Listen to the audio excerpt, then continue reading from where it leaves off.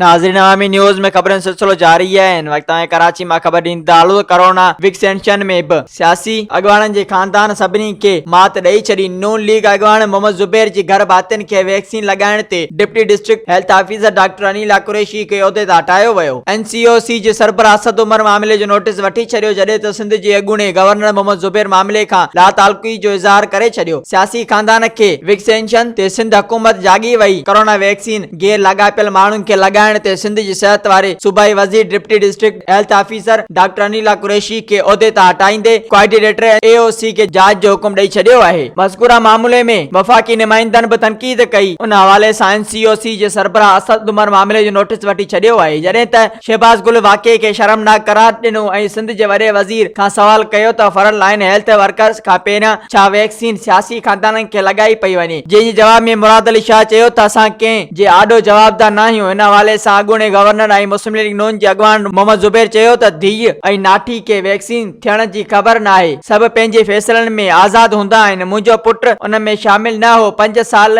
Governor रहियसि, को बि आङुर नथो खणी सघे। मुंहिंजी उमिरि वैक्सीनेशन लॻाइण जी आहे। जेकॾहिं वठणी हुजे हा त पंहिंजे लाइ वठां हा। ॿिए तरफ़ सिंध जे सिहत खाते 3 रुकनी वैक्सीन ऑडिट कमेटी काइम करे छॾी आहे। कमेटी जा मेंबर हफ्तेवार रिपोर्ट सिंध जे सिहत वारे वज़ीर के पेश कंदा। मज़ीद खबरों और तफसीलात के लिए विजिट करें हमारी वेबसाइट www.awamiNewsHD.com।